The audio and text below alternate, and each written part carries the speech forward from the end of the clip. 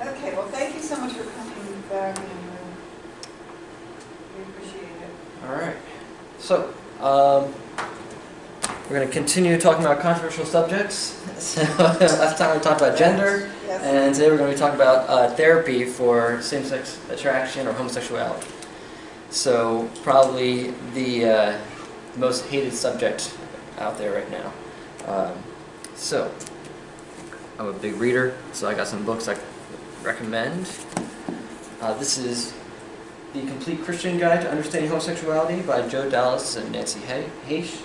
So just a pretty much very solid compendium of topics covered, and Joe Dallas, he was one of the former presidents of Exodus International. He's actually a member of the AG, so he's one of the co-founders of a new ministry within the Assemblies of God called ReStory. So they're out there to educate churches and hopefully universities within the AG about homosexuality and so many different options out there for people who are struggling with same-sex attraction. Cool. So how big is that book? Maybe I could make it a book for this course. it's kind of thick, but it's a good resource. It's more like a desk reference. I think of it that way. And it was The Complete Christian Guide to Homosexuality? Understanding Homosexuality. Understanding. Yeah. Joe Dallas and Nancy Haish. They're the editors, but they wrote most of it. Okay. Now, when it comes to what we're getting into today, you'll definitely want to be familiar with Joseph Nicolosi. So the word or the term reparative therapy gets thrown out a lot, but most people don't actually know anything about reparative therapy. And if you want to know anything about it, you want to look into the actual founder of reparative therapy, Joseph Nicolosi. So the main book about reparative therapy would be Shame and Attachment Loss.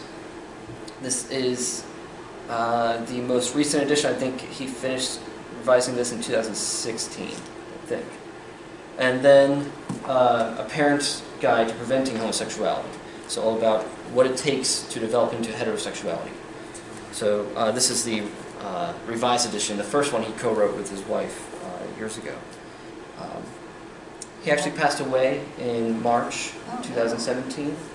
So his son, Joe Jr., has been carrying on his legacy.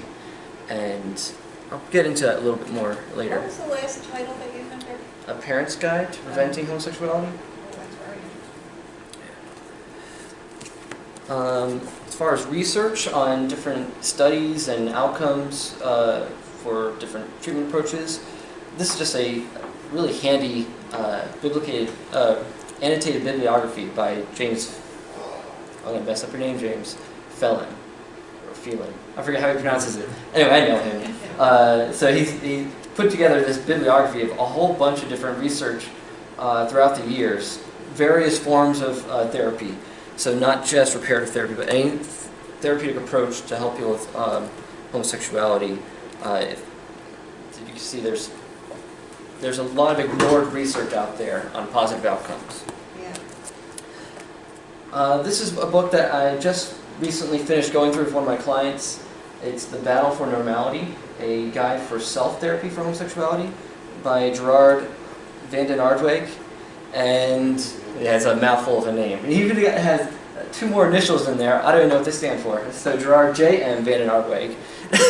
But just a really good sort of self-help book for dealing with same-sex attraction, and it comes from a very similar theoretical model as Joseph Nicolosi, though he emphasizes more of the pure relationships a little more than Nicolosi does. But very practical stuff in that book. The Battle for Normality.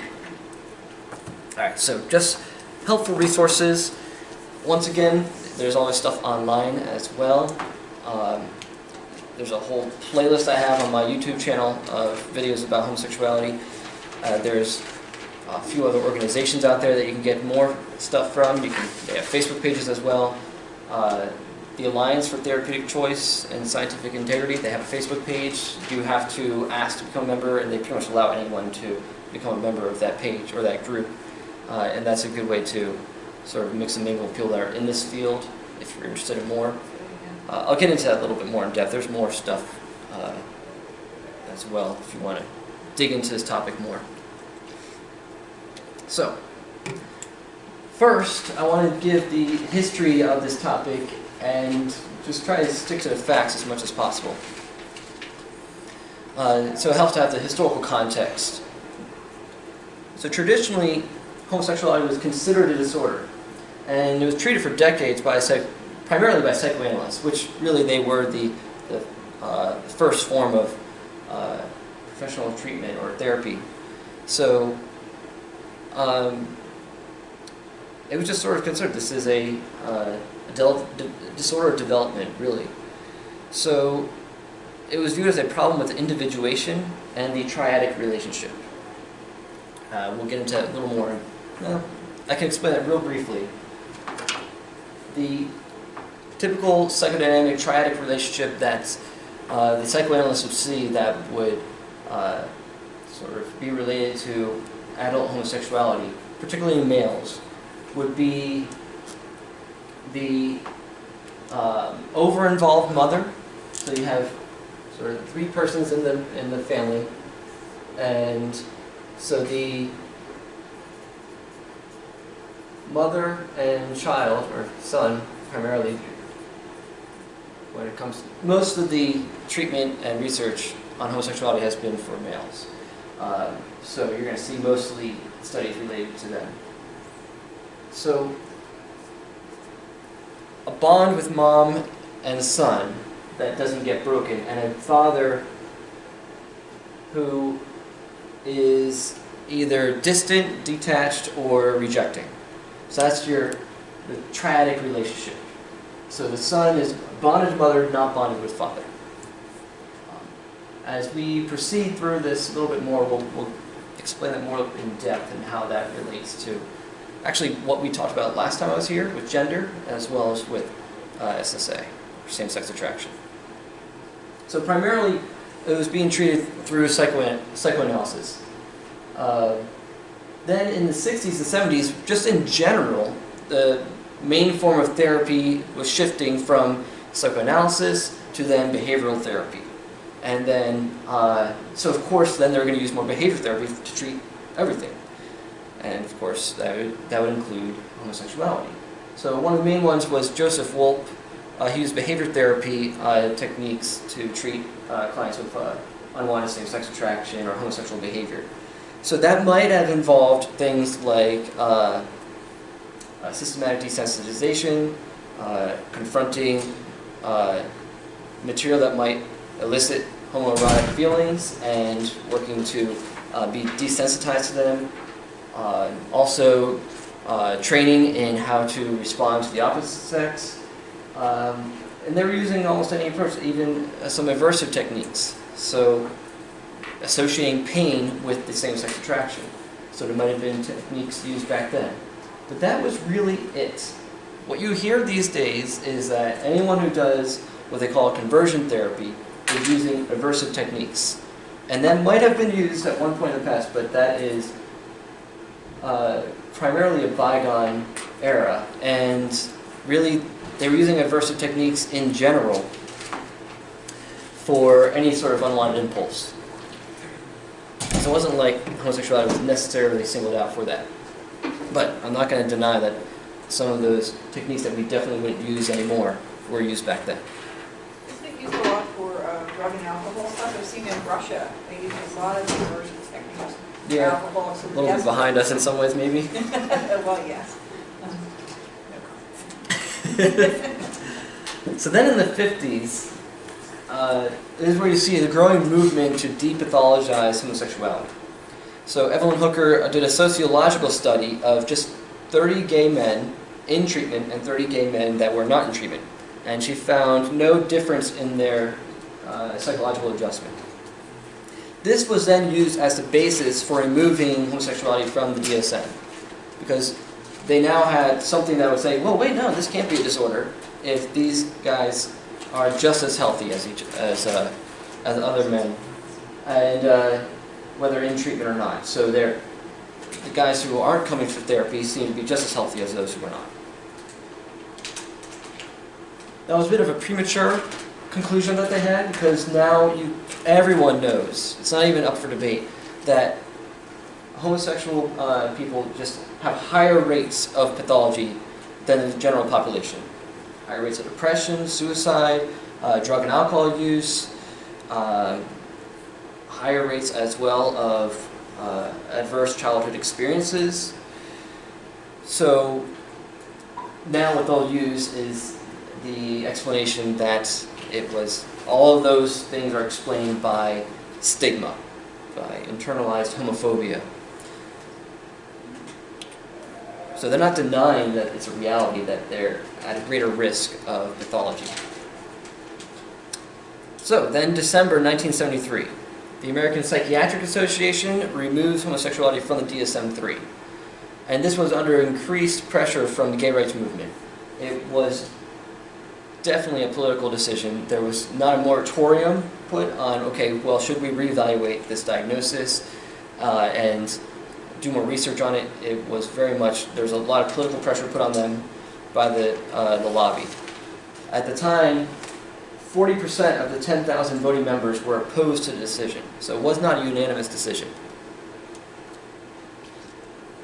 It did sort of remain in the DSM for a time under ego-dystonic homosexuality, so that if one was experiencing same-sex attraction and was disturbed by that experience and did not consider it something one wanted to embrace and felt it was incongruent with their identity and their values, then they could seek treatment and it was acceptable.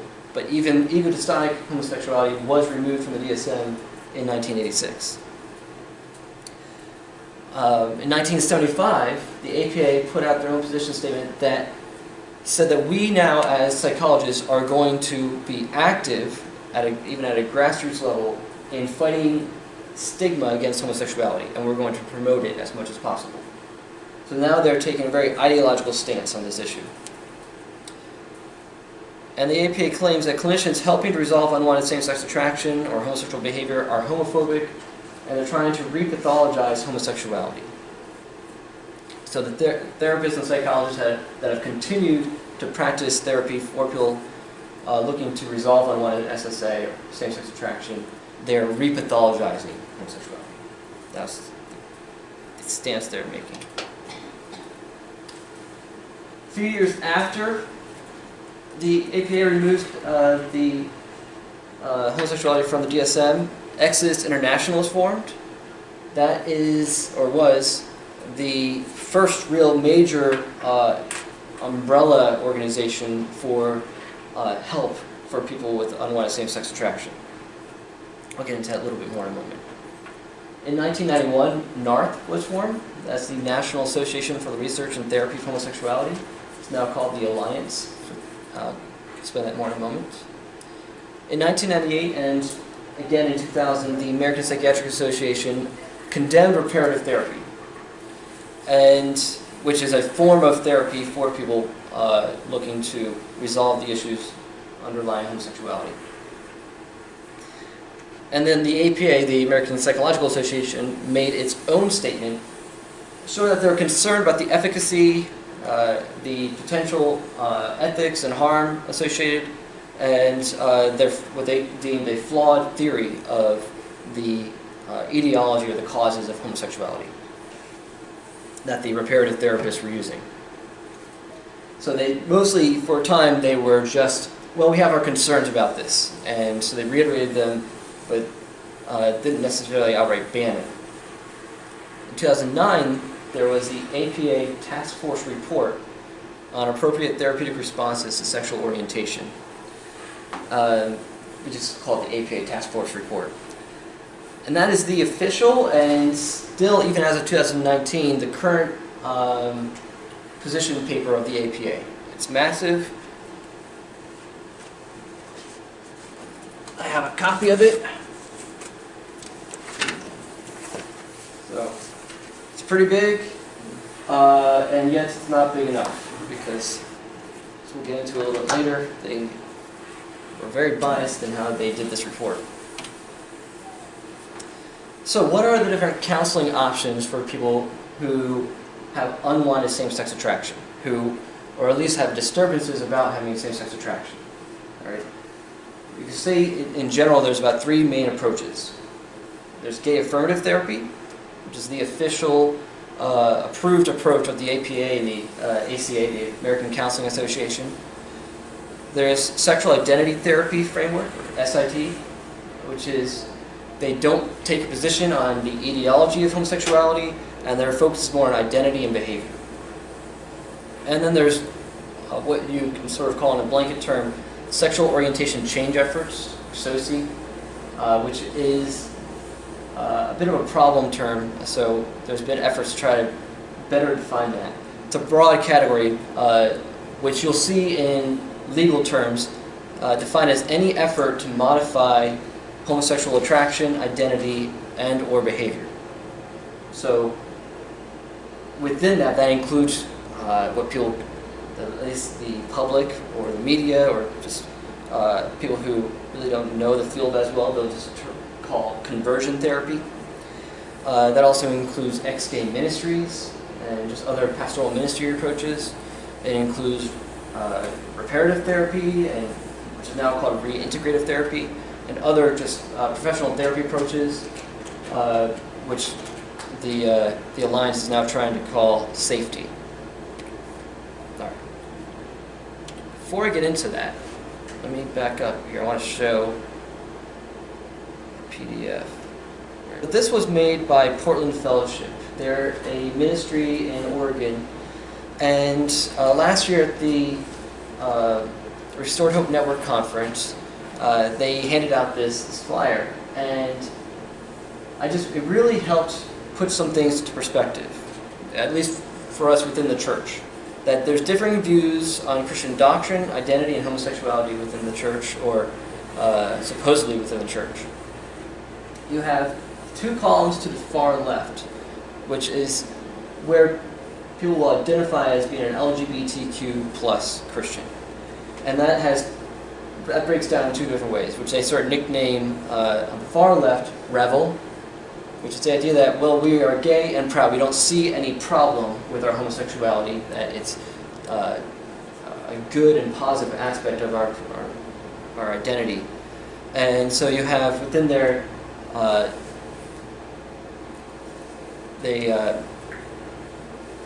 different beliefs that they're open and affirming. They celebrate gay relationships. They believe that the Bible is actually supportive of homosexuality. They try to they'll do revisionist theology. You have the born this way idea. That's the way they're created. So within that you have particular proponents. Q Fellowship, GCN, that's a gay Christian network. You got Matthew Vines. He got pretty popular, and he started the Reformation Project. You got some other therapy people as well. Randy Thomas, he used to be part of Exodus as their VP, and now he's fully gay identified and proud. Just to the right of them is what they nicknamed the Resist column, and that is where they gay identify, but they still adhere to the biblical sexual ethic that it's wrong to act out on homosexuality. But they still identify with their same-sex attractions, and in some ways believe that it's a positive aspect of their identity, just that it's one that they can't act out fully. So you might see some really blurred lines between them and the other field or column, because you see advocates for non-sexual romantic relationships, where, well, we have a spiritual friendship, or we're going to have a committed, exclusive covenant relationship, but we just can't have sex. So you see advocates for that in that column. You have different proponents, such as the Revoice Conference that was last year, where such as Gregory Coles, Wesley Hill, Nate Collins. Nate Collins is like the main one who led Revoice. So they identify as gay Christians, but they'll say they're celibate gay Christians. However, you do see a good mix between them and the gay Christian network, and it does cause a lot of concern for people who are a little more strict in their biblical adherence and see it as a problem to still identify as by your same-sex attraction. But you do see they're gaining momentum in that column. Even some pretty well-known leaders in the church, I believe even Francis Chan was endorsing that conference last year. So you'll see that they're still on the left, they're still identifying and seeing their homosexuality as something positive about their identity. To the right, you got two different columns. In the middle one, you have renounce.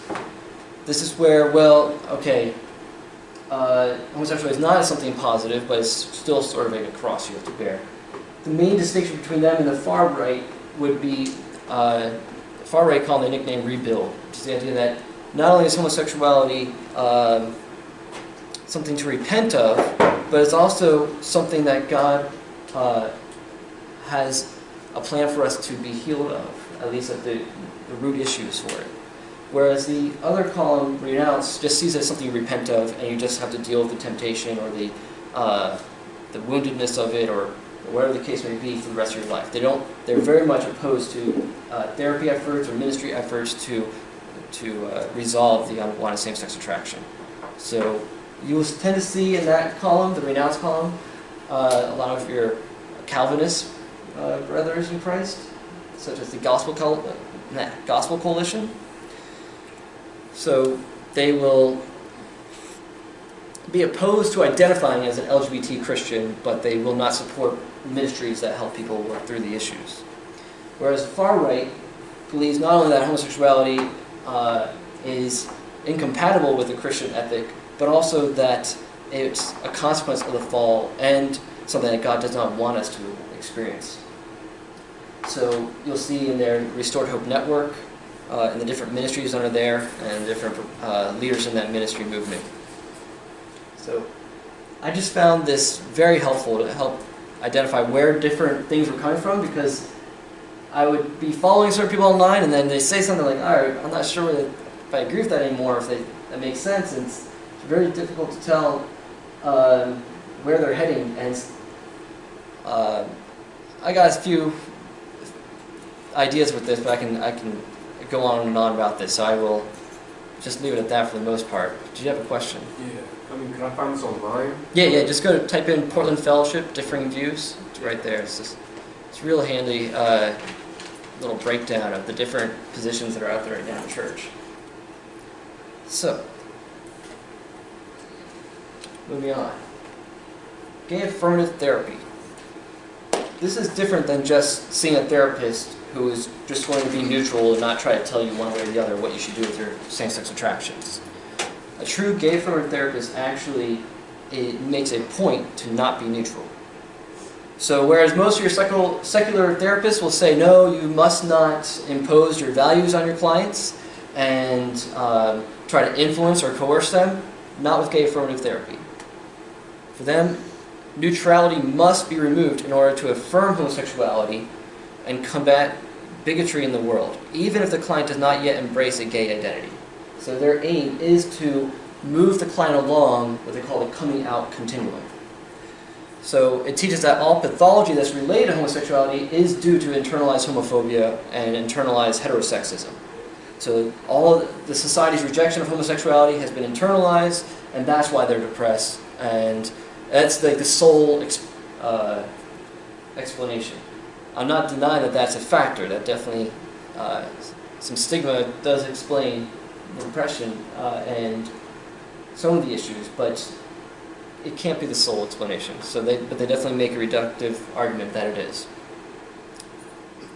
They will re-educate the client and their family and try to train them to be advocates for themselves and for the rest of the gay community. They teach their clients how to do hypothesis testing regarding stigma. So if they're like, well, if they believe that homosexuality is bad, they're like, well, do you know someone who's gay? Yeah. Does that person seem bad to you? No, I kind of like that person. Well, then homosexuality is not bad. So hypothesis tests get them to think differently about their fears or their assumptions about homosexuality.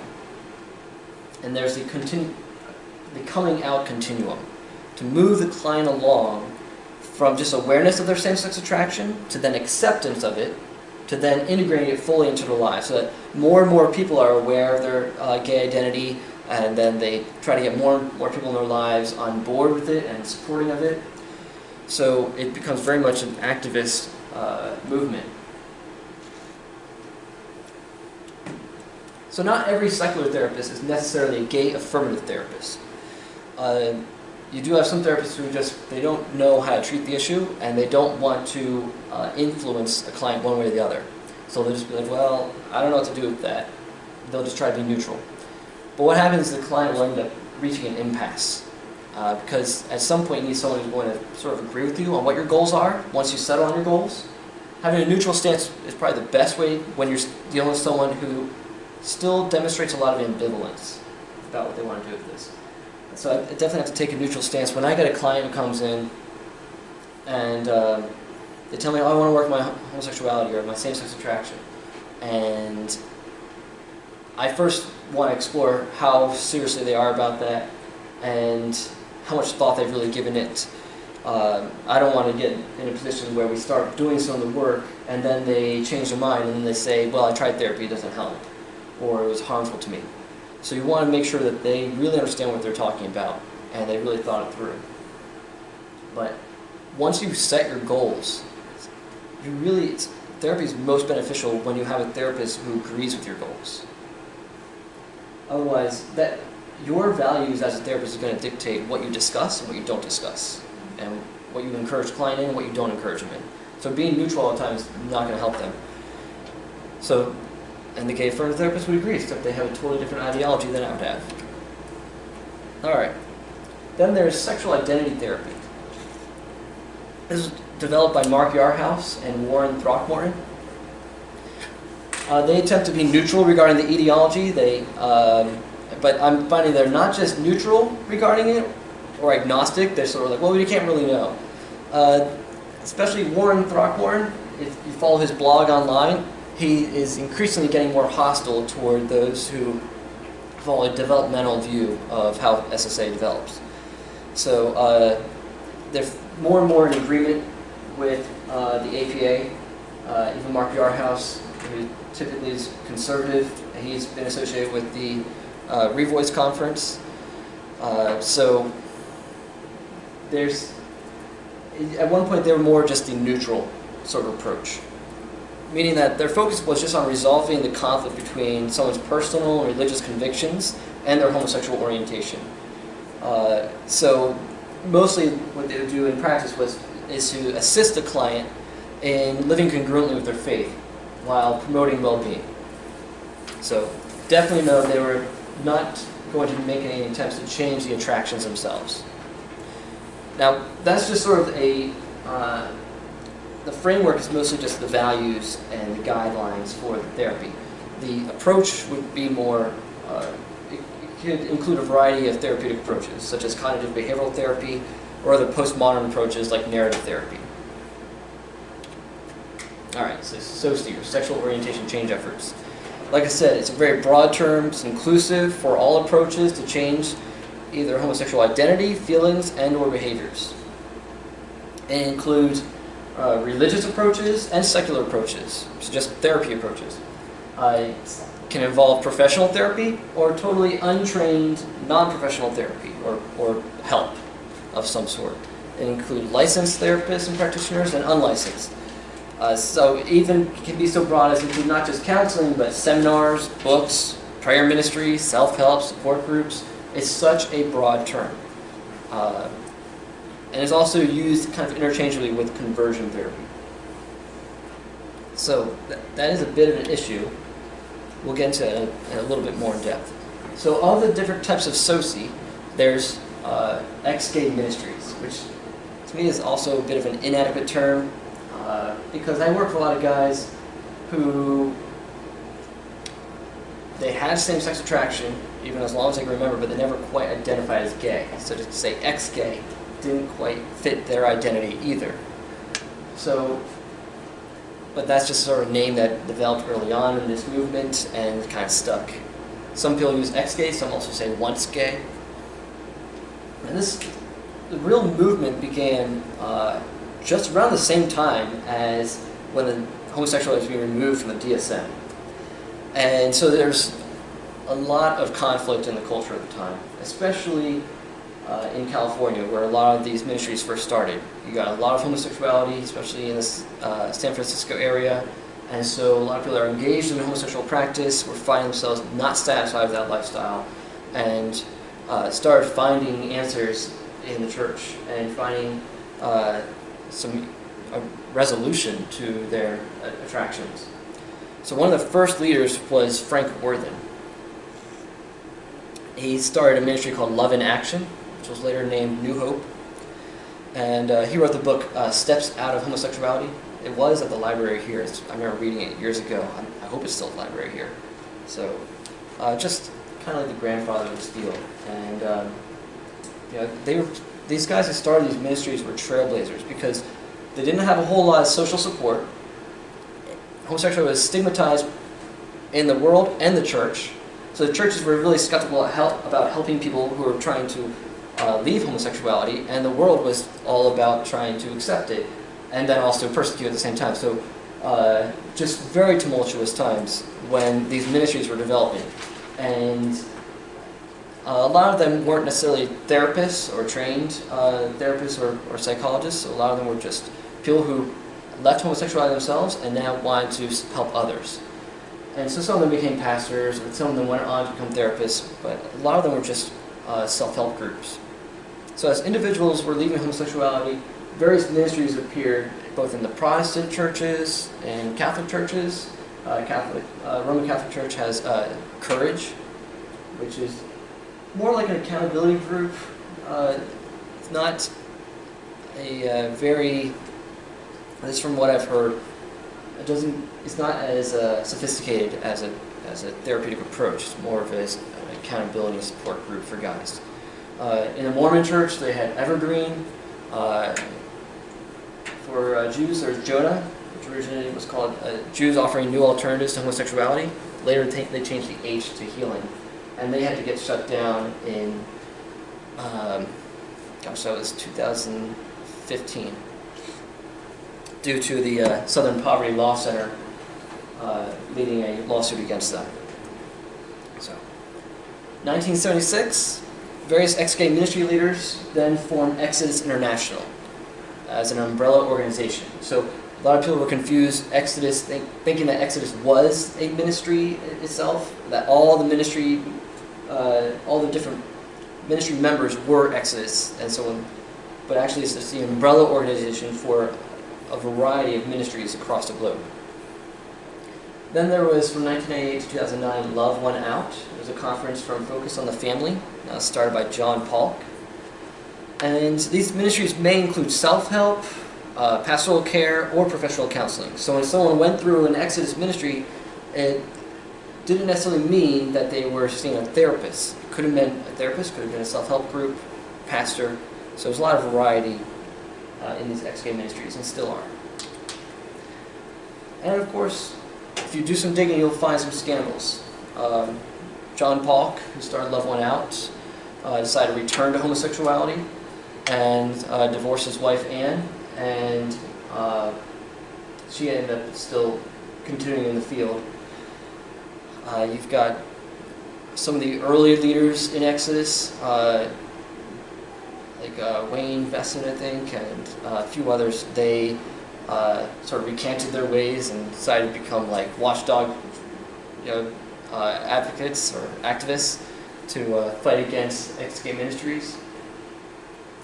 So a lot of scandals and opposition throughout the history, and certain ministries, well, pretty much every ministry was facing opposition from the world, and some of them caved in, some then changed their approach to being more inclusive and really just abandoning their original call. Some of the big figureheads were Joe Dallas, who was one of the presidents for a while, whose book I recommended. Cy Rogers, he's one of the ones who helped make it more international, bringing some of the things from Exodus to Singapore and New Zealand and Australia. Ann Polk, I mentioned. Andrew Comiskey, who started Living Waters, it's a support group ministry, and Desert Stream. Bob Davies, Stephen Black, he's current director of First Stone Ministries. So he didn't found First Stone, but First Stone was one of the original member ministries of Exodus. So things within Exodus started changing in the late 2010s, or the early 2010s. the board got increasingly smaller and fell under pretty much very small leadership. And the last president of Exodus was Alan Chambers. And he began associating more with the gay Christian network. And some of his theology began changing. It became very obvious that he was becoming more gay affirmative. And so he then at one point denounced reparative therapy and any sort of therapy that could change the attractions. And he made a claim that no one he's known has ever changed their attractions at all. So several ministries in response left Exodus and they formed Restored Hope Network, and that is led by Ann Polk. And then not long after that, Alan Chambers shuts down Exodus International North America. People think that the whole ministry is shut down, but just the North America one. Exodus Global Alliance, which is primarily in Asia, Pacific, and Latin America, still exists. So he changed his theology, started a new nonprofit called Reduce Fear, came out as pro-gay, still married to his wife, but very open about how he still has same-sex attraction in himself. When that happened, a lot of people just thought that the whole XA ministry movement collapsed. But all the member ministries still existed. It was just the umbrella organizations shut down. Restored Hope Network is continuing to do the work. They're way more selective now about who will become a member ministry. They have a much more rigorous process of being accepted as one of the member ministries or pastors or therapists. And they're definitely more biblically faithful. So they are definitely continuing the original work, and they're incorporating the lessons that were learned. In the early days of the XK ministry movement, yeah, there were a lot of mistakes. Some very bad approaches might have been used. And that said, a lot of things you'll hear, though, about XK ministries are usually blown way out of proportion. You probably have heard things about pray the gay away, like as if these ministries, all they do is say just pray it away. I don't know of a single person in this field who ever said that. I've rubbed shoulders with a lot of the big names in this field and just other ministry members. We're not saying you just pray and the attractions go away. It's quite the opposite of what we would actually say. Prayer is involved, but we understand that the root issues is relational. And God doesn't just heal a relational issue in private. So yeah, you'll hear things like conversion therapy camps. And some of those have turned out being hoaxes. People just making up a conversion therapy camp and people just taking the word for it. Probably have heard things like there's a recent movie, Boy Erased. It makes it look like it was a teenager who was at this camp and they hit him with Bibles. And if you do some research on it, the person that movie was based on was an adult when he went. He was not coerced or forced to go. And hitting him with Bibles never happened. So the former director of that ministry, John Smith, has decided to return to homosexuality, and so doesn't care if the name of the ministry gets sort of dragged in the mud. So you do see some people that will have been members of these ministries or leaders and then change their own theology and their own convictions and not hesitate to attack the ministries, even though there's still ministries that are doing good work today. So then there's North, which is now the Alliance. 1991 it was the National Association for the Research and Therapy of Homosexuality, founded by three men, Joseph Nicolosi, Charles Socarides, and Ben Kaufman. And Ben was a psychiatrist, and he mostly was coming at it from a medical point of view. He was seeing a lot of his clients with medical complications from gay sex, whereas Nicolosi and Socarides were clinicians, both from a psychoanalytical point of view. Charles Socarides even more hardcore as a psychoanalyst. Not without his own controversies. You can look online, you'll easily find that his son is gay. I don't know enough about Charles Socarides, though, to comment on that, so I'm not going to. Joe Nicolosi started off with starting reparative therapy, and it started off very much psychodynamic, but over time he sort of incorporated more approaches as they fit the needs of his clients. Anyway, the North was all about supporting professional therapy approaches to unwanted same-sex attraction, which may or may not include religious dynamics. So it's more of like the secular counterpart to Exodus at the time. So whereas Exodus was about ministry approaches, North was all about therapeutic approaches. In 2014, they've changed their name to the Alliance for Therapeutic Choice and Scientific Integrity. Still a mouthful. Just call it the Alliance for short. 2018, some other practices and ministries and therapists, primarily from Europe, started the International Federation for Therapeutic Therapeutic and Counseling Choice. That's led by Mike Davidson from the UK. Alright, so, safety. That's the new term that the Alliance is trying to promote and use that as a replacement for SOCE.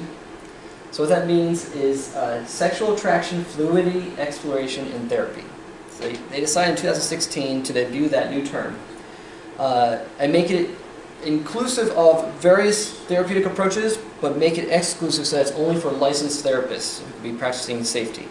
So that way it can be distinguished from non-therapeutic approaches, from lay ministry approaches, from other things that get lumped together with SOCE. So it includes multiple models of therapy, of which reparative therapy is just one. Reparative therapy is like the most famous of the therapeutic models for unwanted same-sex attraction. But it's a term that gets misused a lot to mean that anytime someone's going to therapy for homosexuality, they're seeing a reparative therapist. Not necessarily so. What they do have in common is that they never guarantee change in attraction. At least not, well, definitely don't guarantee anything, but also they understand that if change does occur, it's on a continuum. It's not just gay, straight.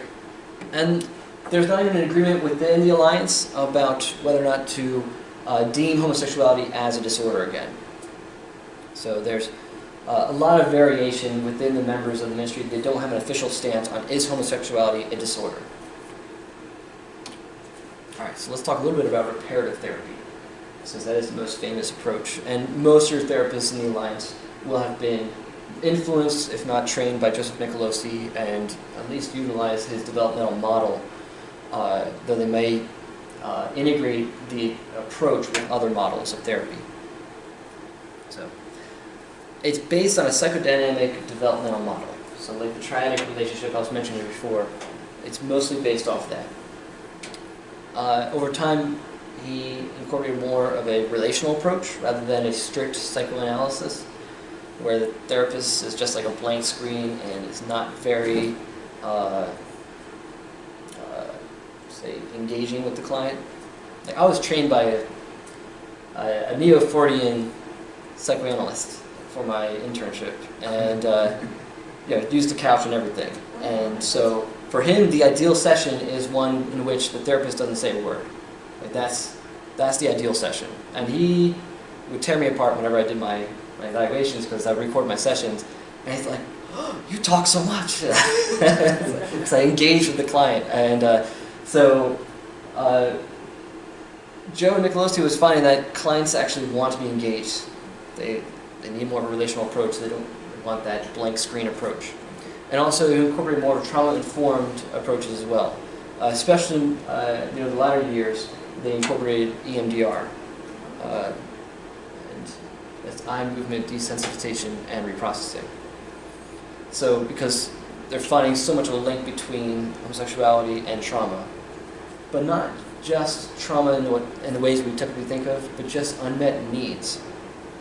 So I found that aspect very helpful. And actually, it was his son, Joe Jr., who wrote that chapter in the latest edition of Shame and Attachment Loss. So, problem though is that the name reparative therapy kept getting misrepresented in the media and pretty much everywhere, so that any form of change effort was being conflated with reparative therapy. So when it's actually a specific type, you have to actually be trained in reparative therapy to say you do it. Like I don't even necessarily say I'm a reparative therapist, because there's aspects to it that I'm not adequately trained in yet. So what Joe Jr. did after his father's death was he copyrighted reparative therapy. And then he progressed it into the new version, which is reintegrated therapy, and which reintegrated therapy he's promoting as not just a therapeutic approach for homosexuality, but also for addictions and trauma, which is actually pretty consistent, because when I was learning more about reparative therapy, I'm finding like, oh, the approach he's taking with this makes a lot of sense, not just for the guys I'm working with unwanted same-sex attraction, but also with guys I'm dealing with sexual addiction, even heterosexual sexual addiction. So I integrated that a lot of the stuff I was learning from reparative therapy into my own practice, just with guys with porn addiction and just other addictive stuff. And we'll get into that in a second. So this is where the connection comes in, as we were talking about gender last time I was here. So what is normality? This really should be where we base our values on, and that is an idea that what is normal should be that which functions according to its design. So it's not a postmodern or a relativistic view of what's normal, but it's a sort of natural law approach that there's a design inherent to things, and what is normal is what helps us function according to that design. So if I was to have any say, I would actually prefer that we call our type of therapy normative sexuality therapy. That way it includes more than just dealing with homosexuality, but other sexual issues as well. So it's important to note that heterosexuality doesn't happen.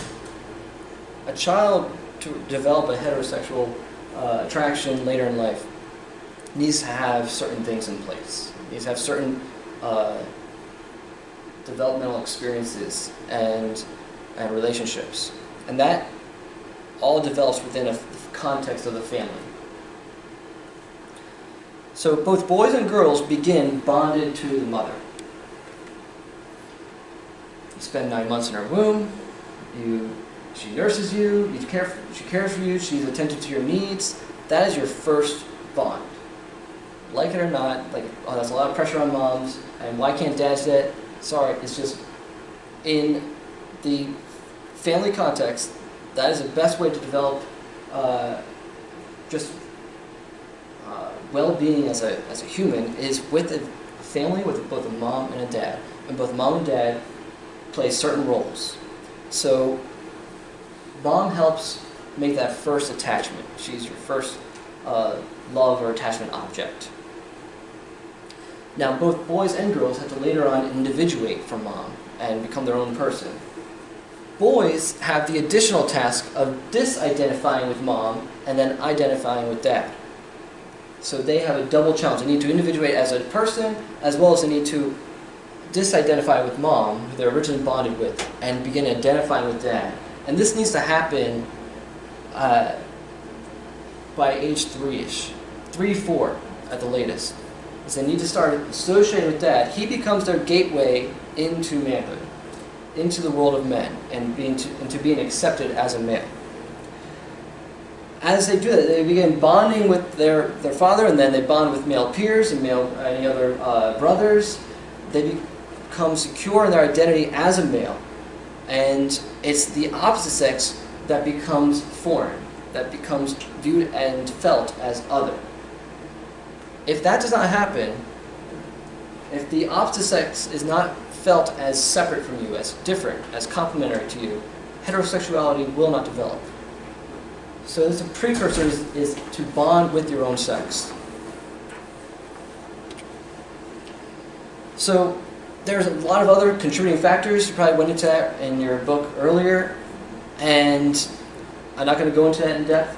So you can find multiple contributing factors to same-sex attraction, whether it's from potential nature factors, nurture, choice even, but not directly. It's where people get confused. How are you saying? Are you saying that? Because they automatically assume if you're not saying that you're born that way, that you're choosing it. No one in this field says that. I don't know a single therapist in this field that says you choose your attraction. But people make that, they'll conflate the argument and say that, and it's just automatically tells me you don't know what you're talking about. So no one who's in this field says people choose the attraction. When I say that choice plays a factor is the way we choose to respond to experiences that later have a consequence we definitely do not foresee. So, in say the triadic relationship, you have a boy, he needs to bond with father. Dad may be absent, or he may not be very engaging. One way the boy may respond is by, in order to protect himself from further rejection by dad, is just to disengage. And we call that defensive detachment. That I'm not going to keep trying to get my dad's attention and get his love. I'm going to just focus inward, or just find more acceptance in the world of girls that I've already feel accepted in. So they detach from engaging with their father, engage with male peers, they defensively detach from that to protect themselves from more rejection, more hurt. So it's a choice, but no kid knows at that age where that choice would lead or how that affects them. And it's all interactive with other choices, other aspects of the environment, and maybe even some nature. Like, at the most, I might say that nature may explain some hormonal differences, and maybe that can explain some of the different temperaments of some of the boys who may be more drawn to more non-gender typical activities and interests. So, you got multiple contributing factors, but I would say you can boil them all down to two main pathways. That would be traumatic experiences and unmet developmental needs. So, when I work with guys, you can usually tell when they're coming from one or the other. When it's traumatic experiences, they usually can identify this is the moment when my same-sex attraction started. It's when my older cousin molested me at age 10.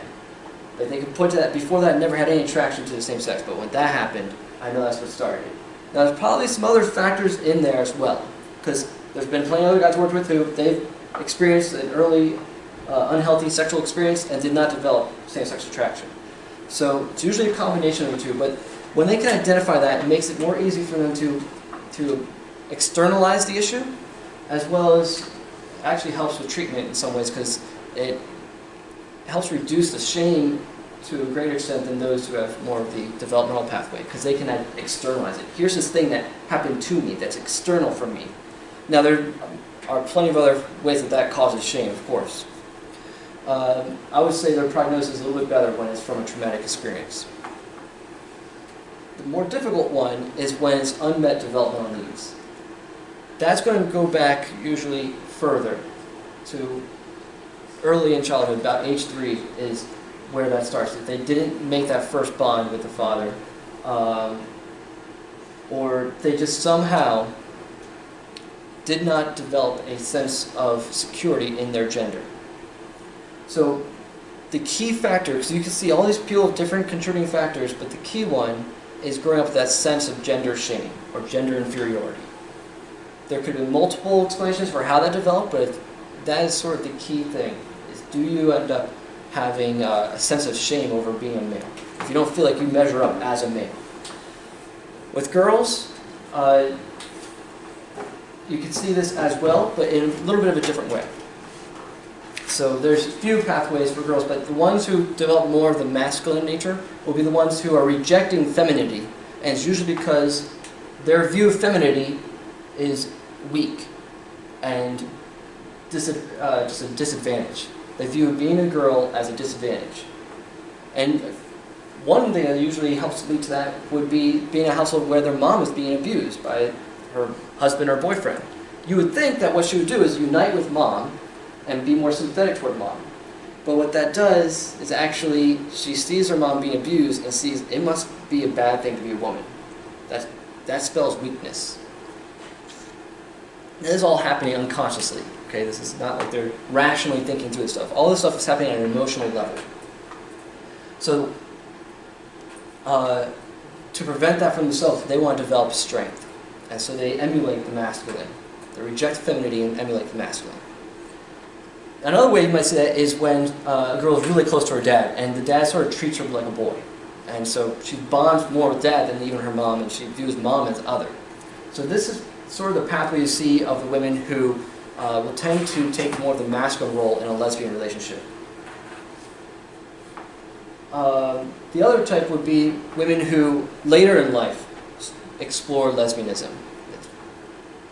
It's usually because after so much pain and hurt and broken relationships and pain caused by male relationships or abuse that they then explore the feminine comfort. And it might start first with a friendship that they go to for emotional support, and it becomes an emotionally dependent and enmeshed relationship, and it turns into romantic. So you usually will have the more feminine lesbian and the more masculine one. So it's the one who's been traumatized more by men later is usually the more feminine one who pairs up with the more masculine lesbian. So at least that's my observation. So we'll get to that more. Now, what is at the root is shame. And this is the irony of it all. That people who do reparative therapy are constantly being accused of shaming their clients. That all we're doing is shaming them, making them feel bad for their attractions, making it sound like there's something wrong with them. And yet the truth is, we understand that the root to this same-sex attraction is shame. So the whole point of the therapy is to address the shame. The last thing we want to do is add more shame to their lives. So let me play something from the man himself, Joseph Nicolosi. You can see what I'm talking about. This is about shame-based, SBSS, shame-based self-statements. We tell the client in the very first session, your problem is not your homosexuality, your problem is your shame. If you can get your shame out of the way, you will move on to heterosexuality. And that's like revolutionary to the client. He doesn't understand that. But the enemy is shame. Shame is what stops the client from moving on. If you were here in the last presentation, Lester gave an example of a client who's doing very, very well, but then he's walking on the street, he sees a guy, he gets a sexual attraction, and he feels terrible about himself. He comes into group, and he's feeling deflated, defeated, discouraged because of what he saw. Well, it wasn't what he saw which is the reason for his discouragement, nor is it his arousal which should be the source of his discouragement. It's the interpretation he gave it. And if you follow that, it's like, oh, I'm a failure, I'm not getting any better, this therapy is not working, I'll always have these feelings, I'll always be gay. That's a shame-based self-statement. Now, in the course of working with the client, you encounter shame. And when you encounter shame, you have different strategies to get rid of it. And we're going to talk about that. Let me just lay this out for you. In the beginning, we have the assertion, and this is the self-state that we want our clients to live in. Assertion is I'm clear, I'm centered, I know who I am, I'm feeling great, I'm in charge of my life. I'm connected with myself and I'm connected with others. If you will, double looping. Left brain, right brain, in accord, there's no conflict, and he's connected to others. That's the assertion. And if he stays in the assertion, he cannot have a homosexual temptation. He may have a homosexual thought, he can think about it, he can kind of, get himself going if he really wants to. But homosexuality is a non-issue here. What gets him out of it is something called shame. And shame is the enemy here. Shame is somebody says something to me or does something to me that makes me feel depleted. There's a collapse. It's an embodied reaction. And we teach the client to pay attention to his body because his body is going to teach him when a shame moment happens. And if he experiences a shame moment, that takes him to the next, which is GZ, gray zone. Gray zone it's more like a mood state than it is a self state. And the reason why we say the gray zone is a mood state rather than a self state, because there is no self in the gray zone. He's lost himself. The gray zone is blah, dead, disconnected, discouraged, vaguely depressed, disconnected, helpless, hopeless. That's a mood state that a lot of our clients stay in. When I describe the gray zone to clients, they say, that's where I spent my childhood. That's where I live. Someone said, that's where my zip code is, the gray zone. It's true. And the gray zone leads to HE, homosexual enactment. And these are the self states that we're basically working with. Now, like all things diagrammatically like this, it's kind of simple because the arrows don't go back and forth, they go in one direction. So what we're saying is that the client cannot go from assertion to homosexual enactment. He has to be shamed first. Then he throws him in the gray zone, and then he wants to act out. And it's very interesting because you can have clients come to you, they've been struggling with this for years, and you say to them, have you ever noticed that there are days, maybe a few days or maybe a few weeks, where there's no particular homosexual attraction? And then there are other times where it seems to be a major preoccupation. And they'll say yes, and I'll say, do you know what the variable is? And they never understand what the variable is. And it's the self state, because when they're here, it's not a problem. But when they're living here, they're always going back and forth to that.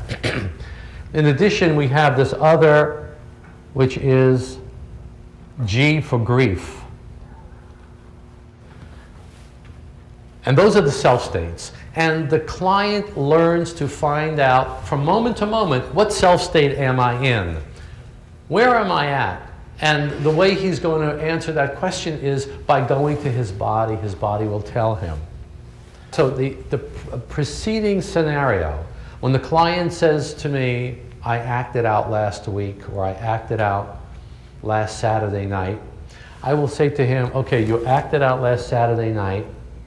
How were you feeling about yourself just before you acted out?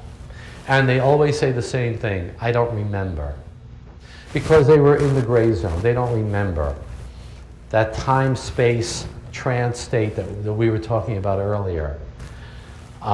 Gray zone. So you acted out Saturday night. How did you feel Saturday afternoon? Saturday afternoon, I felt pretty lousy. How did you feel Saturday morning? Pretty good. I felt really very good Saturday morning. I remember talking to my friends and blah, blah, blah. So I know he was in the assertion. So now we know that something happened between Saturday afternoon and Saturday morning. So what happened? And the client has no idea because it was subliminal. There was a shame moment that did not register. And we have it on video when they videotaping, when the client identifies the moment of shame. And he's going, and you see the aha moment. And he remembers, someone said something to me or did something to me that made me experience this drop. So reparative therapy is teaching the client to pay attention to these moments. Because if you can take care of these moments and bounce back to the assertion, you never have to worry about homosexuality. All you have to do is worry about shame. That's what I mean. Your enemy is not your homosexuality, your enemy is the shame. Because homosexuality is a reparation. It's a narcissistic illusion to deal with shame. Because remember, narcissism and shame are back and forth. The foundation of narcissism is shame. Narcissism is an infantile attempt to recoup the esteem lost from the shame moment. Narcissism is a false positive about the self. Shame is a false negative about the self. It's a negative introjection. Narcissism is a false positive to whatever extent that false positive exists. Okay? And there's an unconscious narcissism in homosexuality, which is contrary to nature, contrary to my body. I'm going to find happiness here. This is going to work for me. And no matter how many times I come away feeling disillusioned, dissatisfied, one more time, I'm going to find it. You know, culture is wrong, my religion is wrong. It's a narcissistic illusion. Let's look at what is shame. Shame is a split from self to other and self with self. Talk about the double bind.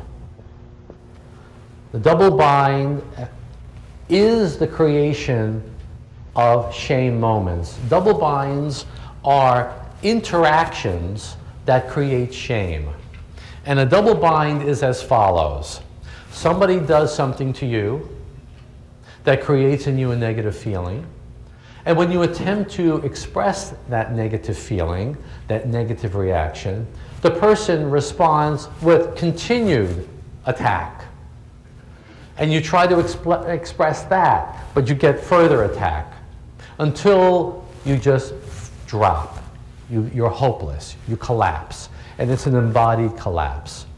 And our clients were shamed in childhood. They reached out to the parent. They wanted to make the connection. The parent reacted in a certain way that was hurtful.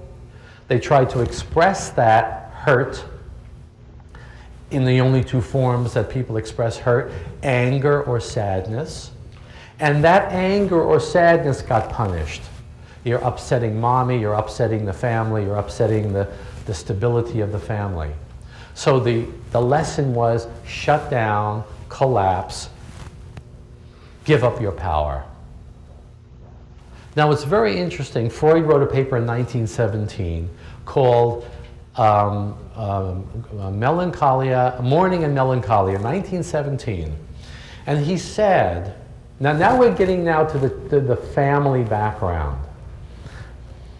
Freud said, and he was not talking about parent-child, he said that when someone loves someone and that love is not reciprocated, the person blames themselves. He blames himself for not receiving the love from the other. But this is a model I work through with my clients, even when they're dealing with just sexual addiction, because at the root of sexual addiction is also shame. And so most people just aren't aware of it in the way it impacts them. Now he also mentioned something called the double loop. What that refers to is an integration both internally, intrapsychically, meaning that your rational side, your left brain, and your emotional right brain are now connected. Because what happens if you experience something negative, you will feel it in your right brain, but your left side's like, it's not a big deal. And you're not allowing yourself to really experience it and be present with your own emotions and your own state. So that one loop needs to happen, but that mostly is facilitated by someone else, like a friend, a mentor, a therapist, being able to reflect and mirror back how you're feeling and validate what you're feeling. So that's a loop between you and the therapist, and then the loop in your own mind. So interpersonal and intrapsychic are the two different loops we want, and that's what helps bring the feeling and help reduce the shame and bring them out of the shame back into assertion. So it could be a small interaction will happen that elicits shame, but if you can work through it and double loop, you end up back in assertion. Now that usually can help with some smaller issues on a regular basis, but sometimes that shame gets triggered by something that has a deep wound. When that happens, then you need to go the lower way, the way into the valley, and that's the grief. But when you go through that grief process and you get through the point of acceptance, your just assertion state will be much stronger. So when I learned this, it made so much sense, because there's so many times when I was working with guys who, right when they acted out, I'd ask them, well, what were you feeling right before you acted out? And I'd get this one guy in particular who'd be like, nothing. I felt nothing. I was apathetic. I felt numb. And I'm like, no, you had to feel something. I'm like, well, were you hurt? Were you offended? Something had to happen. Truth is, he did feel something, but it might have been days prior. And so when that shame gets triggered, you stay there in the shame. And shame is it's a broad category, it's a super category for most of your negative emotions, and they're so overwhelming that you just can't experience it, you can't tolerate it anymore. And so your body, your mind, your emotions will shut down, and you'll end up in the gray zone. Some people end up in the gray zone because they drink or they use drugs to get themselves in the gray zone because they don't want to feel what they're feeling anymore. Other people, their mind brings them there. And it's out of that place that now I don't feel it, I'm numb. And it also eliminates your inhibitions. So it's much easier to act out once you're in that gray zone. So when I learned that, I'm like, that makes sense. Why was some of my clients, they're just like, I don't know, they don't know, they're not aware of what's going on. Okay. So we got. You see that with alcoholics too, man. Yeah, so it's why the model is not just for homosexuality, but just for addictions as well. Of course, this whole field has been opposed by the APA. They claim that homosexuality is a normal aspect of human sexuality. And then there's the 2009 Task Force report, in which they discourage SOCE But the document itself, if you really read through it, it does not provide the sufficient evidence to support their conclusions at the end. And then on top of it, if most people believe that the psychological community has concluded through research that people are just born that way. Whereas if you look at the APA's own website, and it says, there is no consensus, this is just a quote right from their website, there is no consensus among scientists about the exact reasons that an individual develops a heterosexual, bisexual, gay, or lesbian orientation. Although much research has examined the possible genetic, hormonal, developmental, social, and cultural influences on sexual orientation, no findings have emerged that permit scientists to conclude that sexual orientation is determined by any particular factor or factors. Many think that nature and nurture both play complex roles. Most people experience little or no sense of choice about their sexual orientation. So even they are taking an agnostic stance officially, but they will definitely promote the born that way narrative. And they won't correct people when people say the APA says people are born that way. Whereas they have the obligation to correct them if people are saying things that aren't scientifically based. So, now of course, I don't believe that that statement is intellectually honest, because there is a lot of research that shows too many connections to developmental experiences. Of course, we can never really say we can prove something, especially when it comes to this sort of field, because really, at least in scientific terms, as Dr. Crusoe will tell you, to say something, prove something, you need to actually do an experiment. And so you can't just go and take a child from birth and screw with their life and see what happens. That would be unethical. Yeah. So some problems with the APA Task Force report that everyone should be aware of. They showed no interest in researching the causes of homosexuality. So as big as the paper is, there's not a section in here about the causes of homosexuality. Ignored evidence that shows that some people develop homosexuality apparently after being molested as children. That sometimes is a major contributor. No interest in that. They ignored, there's no section in here about the health risks of gay sex. You would think that they would consider, well, you know what, maybe some people should avoid homosexual behavior because of the health risks that are inherent to it. Nope. Totally ignore that. When it came to the studies that they would include in their study, they had an impossibly high standard for studies that were outcome studies of change therapy.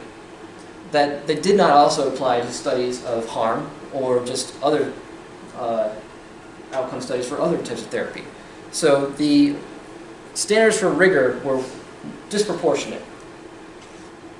They also make no distinction between professional therapy and other forms of SOCE.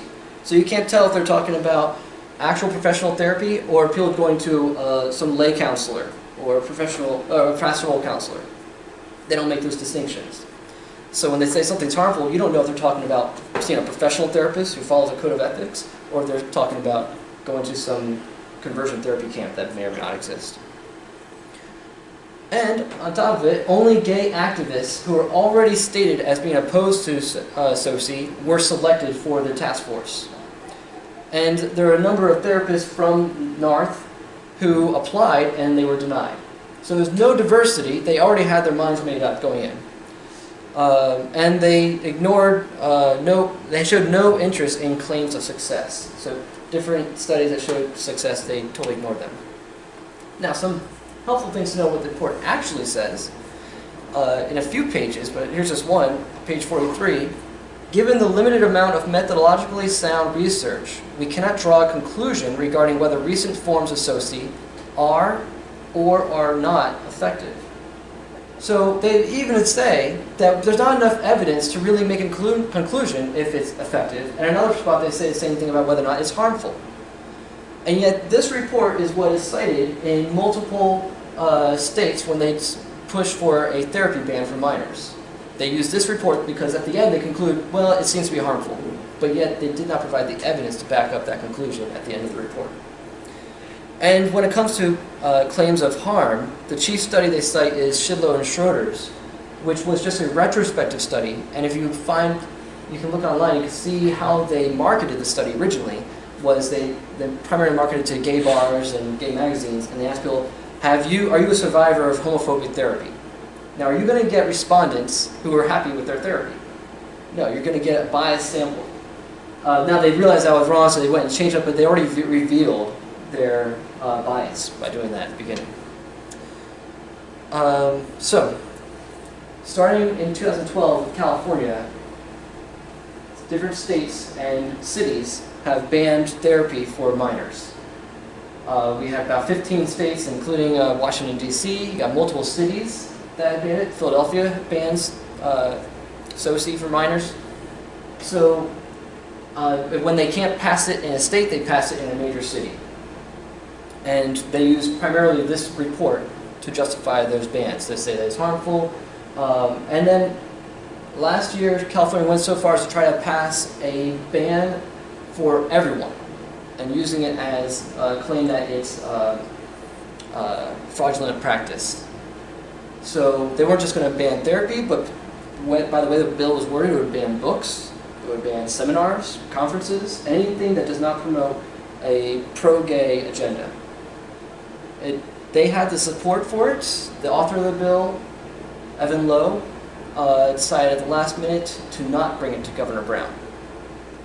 So people are thinking we're in the clear, but he has said publicly that he is trying to come up with a way to gain more support from churches and then reintroduce the bill.